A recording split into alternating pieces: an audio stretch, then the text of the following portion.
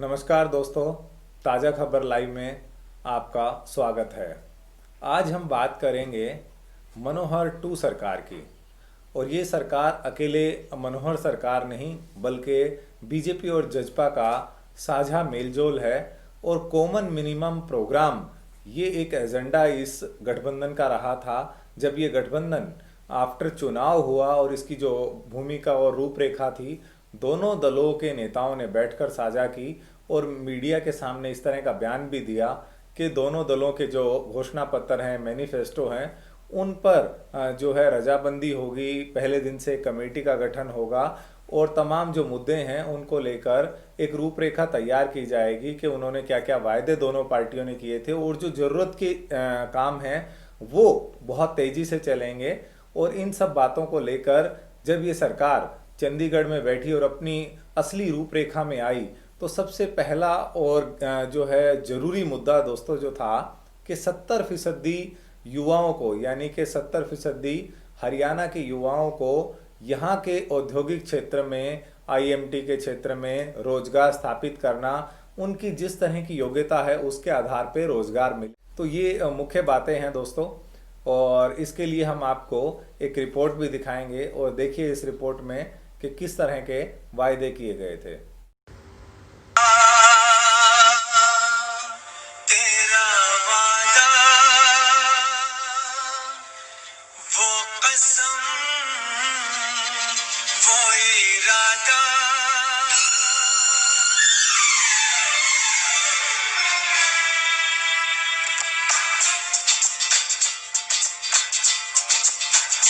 क्या हुआ। धारोड़ा में इंडस्ट्रियल एरिया बना दिया सरकार ने, जमींदारों की एक्वायर करके, और इसमें इंडस्ट्रियलिस्टों को दे दी। उसके बाद में इंडस्ट्रियलिस्ट अपने लोन ले लेके बना के तिबारे और वो चले गए। अब यहाँ रोजगार है नहीं और सरकार का रोजगार पे कोई ध्यान नहीं। बंद इंडस्ट्रियल एरिया में क्राइम बढ़ते जा रहे हैं।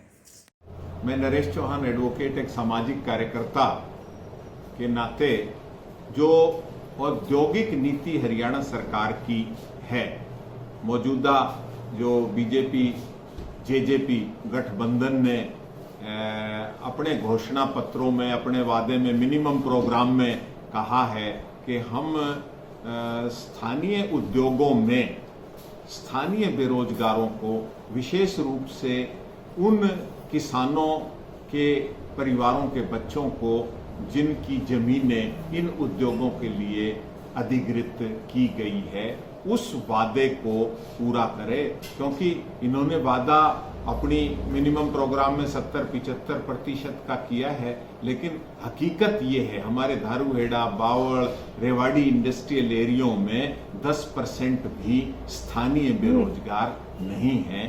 तो इनकी ये बेरोजगारी दूर की जाए और अपने वादे को सरकार पूरा करे।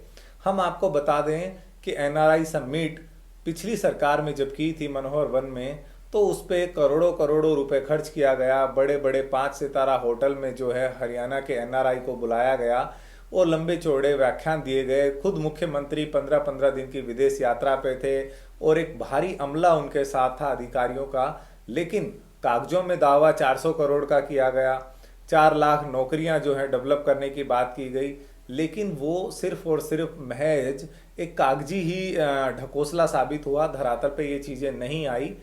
और हम आपको ये बता दें कि पिछली सरकार के बाद अब यानी कि उससे बढ़ाकर 70% रोजगार की बात की है। ये कहीं तक भी गले उतरने वाली पहले दिन से बात नहीं लग रही थी, लेकिन यहाँ के लोगों ने खूब वोट जो है वो भाजपा सरकार को भी दिया, जजपा को भी दिया, और दोनों कॉमन मिनिमम प्रोग्राम के तहत अब सत्ता के बीच में है। लेकिन इस मुद्दे को गौण करने की क्यों कोशिश हो रही है? क्यों स्थानीय उद्योगों क्षेत्रों के अंदर हरियाणा प्रदेश के युवाओं को रोजगार नहीं मिल रहा?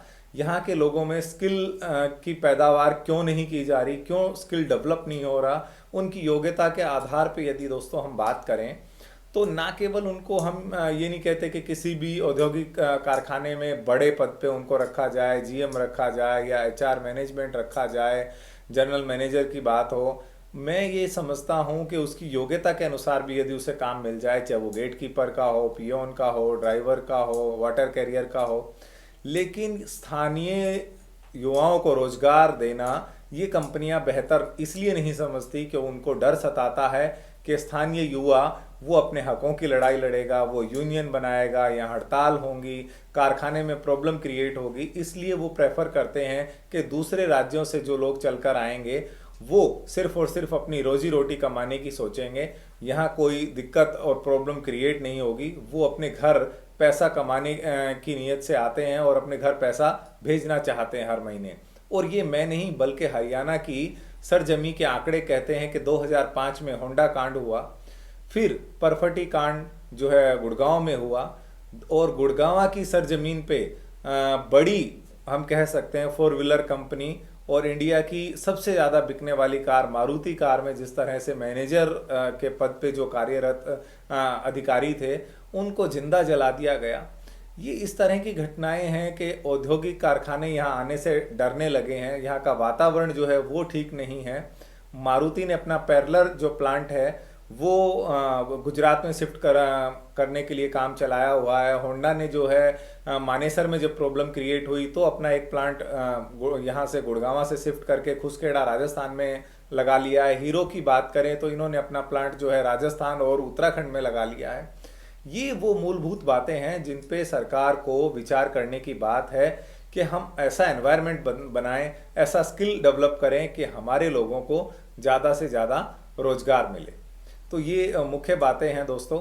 और इसके लिए और साथ ही साथ मैं आपको बता दूं कि बात करें अब जो है ताज़ा खबर लाइव की, तो हम आपके लिए बेहतरीन चीज़ें, बेहतरीन मुद्दे सबूतों के साथ लाने की कोशिश कर रहे हैं और आपसे जुड़ी बातें जो हैं वो आप तक पहुंचाने का प्रयास हमारा हर दिन रहता है। और इसके लिए आप अपना आशीर्वाद, प्यार और अपनी कृपा बनाए रखें। चैनल को ज़्यादा से ज़्यादा लाइक करें, सब्सक्राइब करें और बेल आइकन को दबाएं ताकि नोटिफिकेशन आपको मिलते रहें, और अपने मिलने वालों को ये खबरें शेयर करें। नमस्कार।